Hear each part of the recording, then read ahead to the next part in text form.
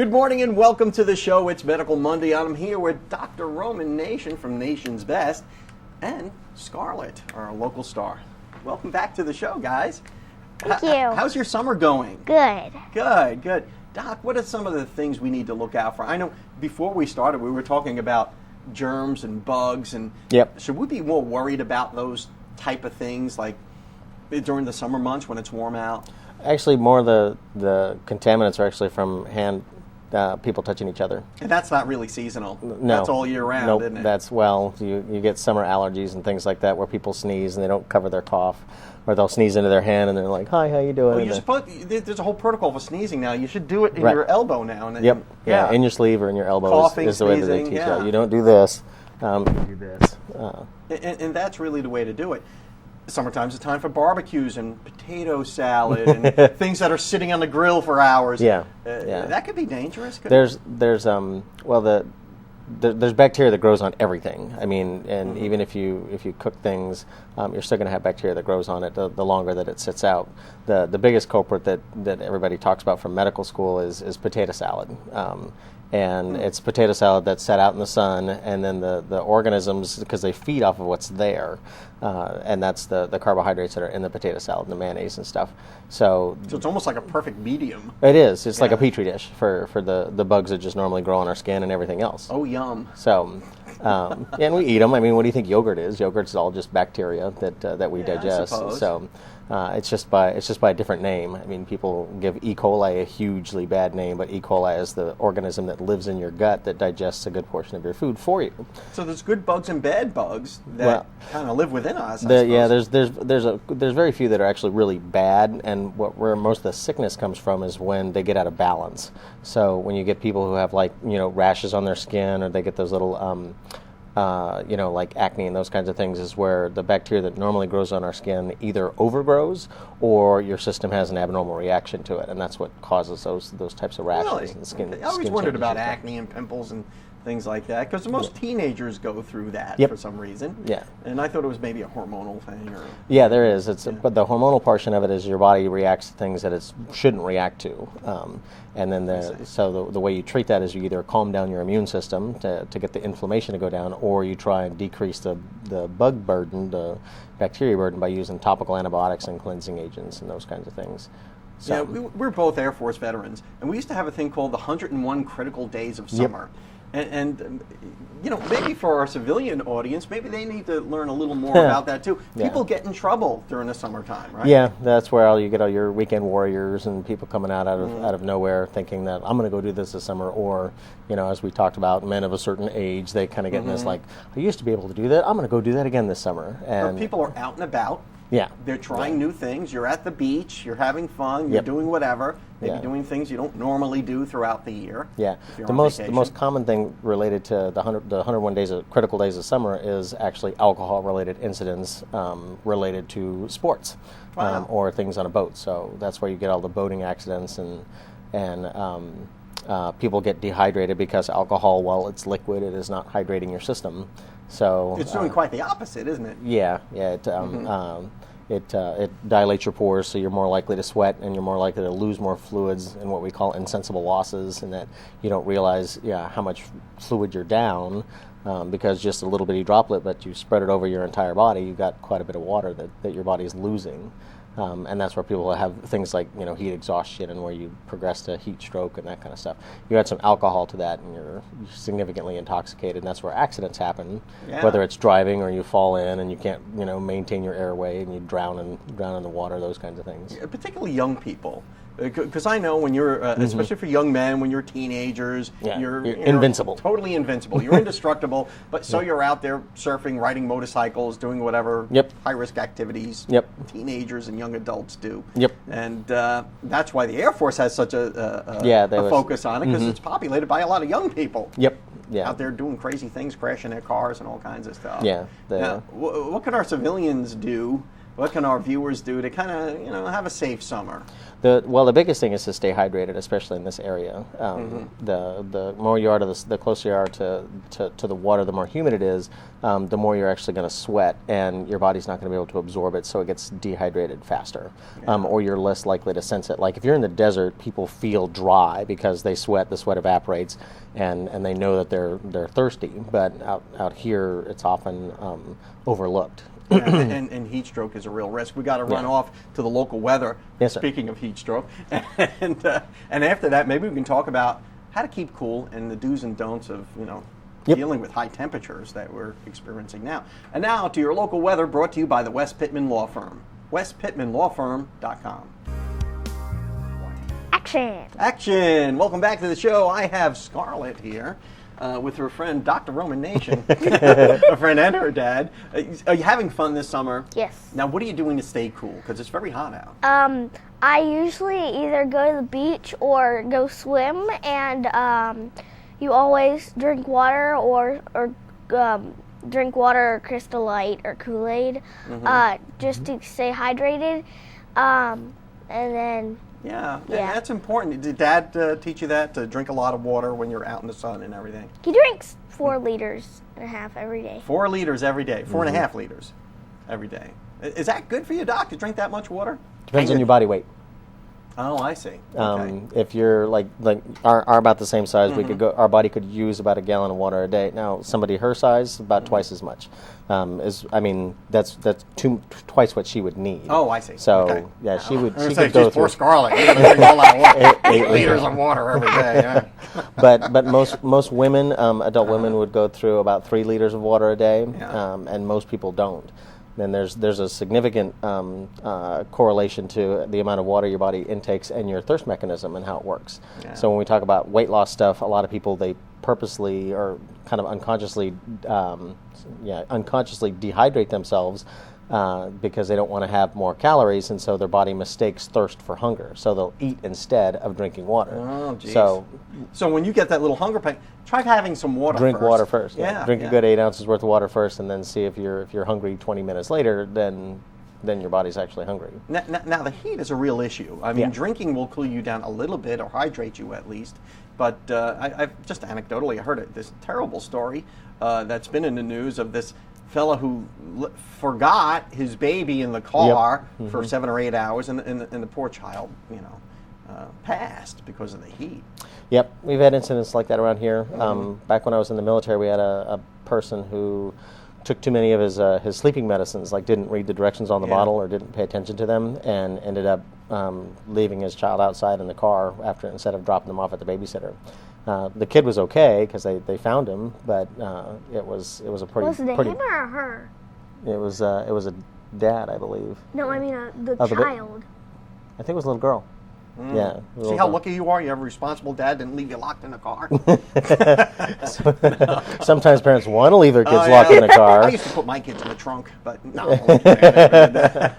But yeah, there's incidents like that where it can be medicine related, it can be alcohol related, it can be depression and stress related. Because if you're really busy, aids can be really dangerous if you don't take them properly. I mean, you hear about these crazy Ambien stories and things like that. Yeah. And couple that with a perilous season like summertime in Florida. Yeah, bad things can happen. Yeah, bad things can happen. Yeah, one of the things that we tell folks to do, hydration is obviously a big deal. If you get to the point where you're more heat exhausted, heat stroke or heat exhaustion is where you start having mental status changes, meaning that you're dizzy or confused. Yeah, how do you know? Karen and I were working in the yard this weekend, and we're like, oh, this is horrible out here. We try to get out early before it gets too hot, but what are the signs of heat stroke? One of the easiest ones to pick up on is if you're sitting down like we're at now, and you go to stand up, and it takes you a few seconds to get reoriented because you wobble. That means that you're fluid down, so you're dehydrated at that point. So, and it can also be related to medications. We have a lot of blood pressure medications that people take that do that same kind of thing. I had that too. Yeah. But we were pulling weeds. Who knew?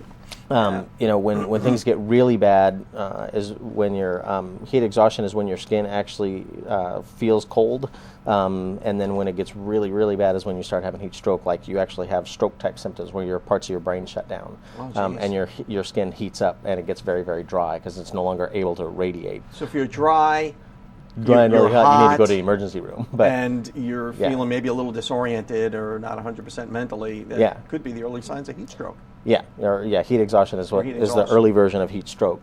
So what you do with that is, one, get to a cooler place, and then two, you cool down your body temperature. And the way that you do that is right through here on your neck, and then right under here into your armpits and right down here in your groin are the areas that you can apply cold packs and things like that. Or a cold shower or a cold bath, perhaps?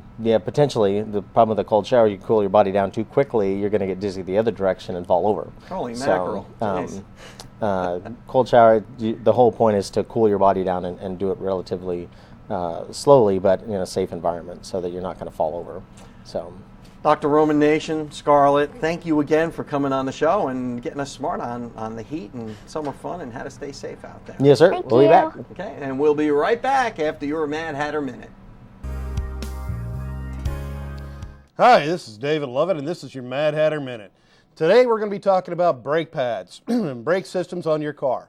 The first question that I have to ask you is, how do you know when you need brakes? And typically there's only two ways that you know you're going to need brakes. One, if you're driving and you apply your brakes and you get a vibration, most typically in the steering wheel. The steering wheel start vibrating, you know you got a problem. If you feel it in your seat, feel vibration back in your seat, you know you got a problem.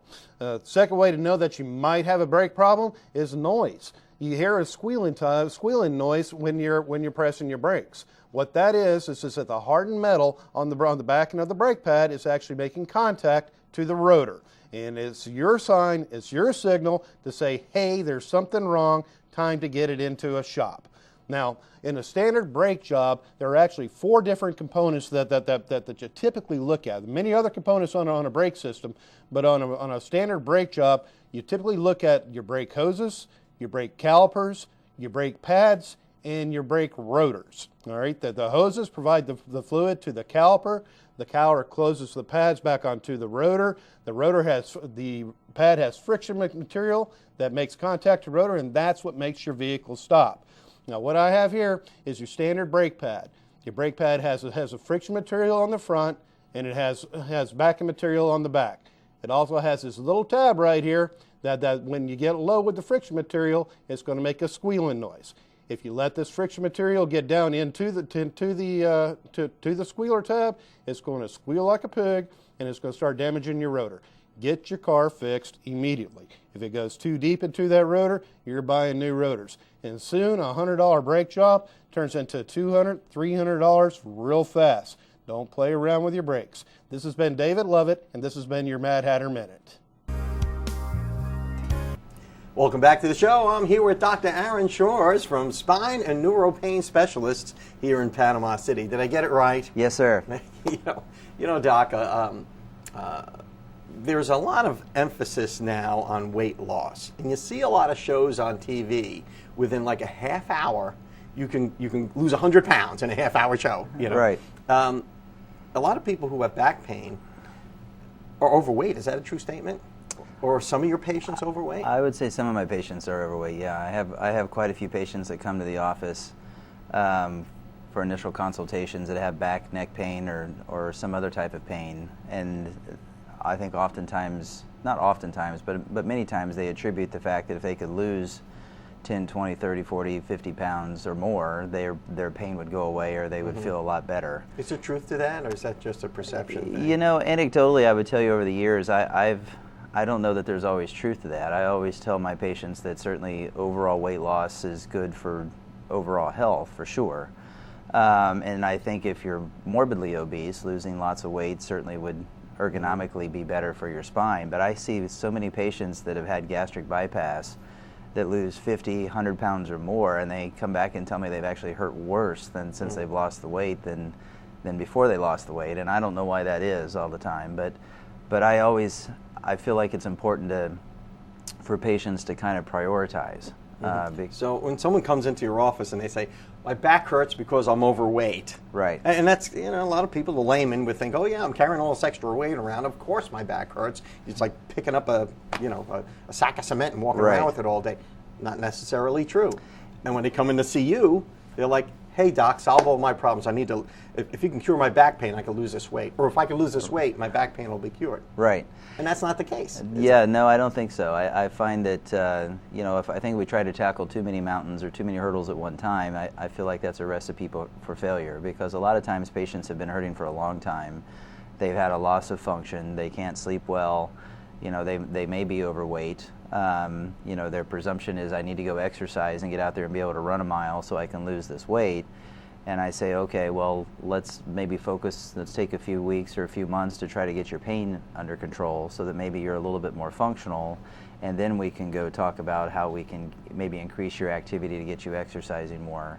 Because I feel like from the beginning, if we try to take somebody who can hardly get out of the chair and I expect them to, at the same time we're trying to adjust their quality of life and control their pain, also expect them to go through the discipline of not cheating on a diet, trying to comply with the diet, be more active, it's too much too fast, and I see too many patients fail that way.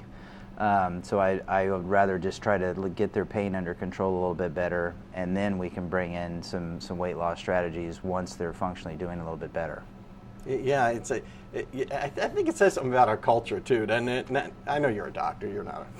Maybe you're a psychologist, who knows? Maybe I should be on the couch and you should be on the chair. But I think it says something about our society too. When you're looking at these images on TV, people are slim and people are doing great things, and maybe people are overweight and they got these competitive weight loss shows. And if you have back pain, knee pain, whatever, I mean, look, let's put it this way.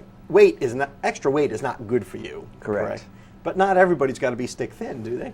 No, I don't think so. And particularly in my scope of practice, when it relates to pain and the spine, again, the less weight I think is good for overall health, and certainly there can be extremes of obesity, and that can certainly affect your joints and your back and so forth. But I find that if we prioritize, if we focus on one thing at a time, even though the patients I find sometimes get frustrated because they can't do it all at once, after a few weeks or a few months, if we look back, we've gained a whole lot more ground, both not only with controlling their pain and function, but also maybe helping them attain their goals of weight loss, and I think it's just more of a success. It's a controlled, a little bit delayed success, but certainly a better improvement in function overall. I would assume, as the quintessential layman, that the stronger your core is, the better your back feels. Yeah. Because it's not just your back holding you up, is it? Correct. No, that's very true. And oftentimes, core stabilization goes along with helping with weight loss and controlling posture. But many times when patients come to my practice, they're hurting too badly sometimes to be able to even go do some basic core stabilization exercises. So it takes sometimes several weeks or a couple of months to get the pain managed enough so that they are able to try to participate in those activities, particularly if they've had prior surgeries or other intervention. So try to keep the weight off, try to stay toned, keep your core tough and straight. Agreed. And bend at the knees. And don't take any wooden nickels. That's right. Dr. Shores, thanks for coming on Thank you, the sir. show. Appreciate it. And we'll see you next week. We'll be right back. Welcome back to the show. I'm here with local author Thomas Winterman, and you might recall him from Friday and from a previous interview. He wrote a really great book called The Thrive Life, and it tells you how to improve your life and turn yourself into a better person and a happier person too. Isn't that right, Thomas? That's right. Here we are, Monday morning. What's a good goal we can set for the week, or what should our mindset be for the week? One thing that we can do for this week is to focus on improving the entirety of who we are. And it sounds like a big task, but when we break it down, we want to do one small thing to improve our body, to improve our mind, and our spirit. A lot of times we get stuck thinking of improvements as being just physical, eating better, exercising, doing all these things. That's what I think about a lot. But I know, not that I do it, but I think about it. But we're so much more than that. And if you focus on just one area of your life, you lose balance. Mm-hmm. And if you can work on a little bit harder on the entirety of who you are, do something that's good for your mind, read a little bit more, study, Do something that is difficult. Do a puzzle, something that really engages your what mind. I'm hearing is, instead of me watching Judge Judy, who I love dearly, I should really be reading The Thrive Life. That's what I would. That's my professional opinion. Yeah. No, and I certainly need to do that. And that's Right. one of those things. I have a stack of books that I need to read that I never have really gotten to. Right. There was a time in my life, before kids and stuff, I would be reading 2-3 books at the same time. Just whatever mood I was in, I'd kind of dig into that book. Right. Not so much anymore. Right. And the third thing there being the spirit's often neglected, and that's not just a religious aspect. Our spirit is also defined by our relationships with others. A lot of times we neglect that. We become isolated. We become islands to ourselves. And maybe become a little bitter and angry like that. That's when we can get in trouble. So the most important thing to do is find one thing, again, very small steps, one small thing throughout the week that improves your body, improves your mind, and improves your spirit. One for each. You have a good week. So the advice is, one thing you think maybe you shouldn't be doing or need to do less of, or another thing you need to be doing more of, just pick that out and go for it this week. Right. Very small steps. Change begets change. And you just do that little by little, and you're little living by proof little, of that. and you get there. That's right. Thomas Winterman, author of The Thrive Life, thank you so much for coming on the show. Thank you. And we'll see you next week. All right.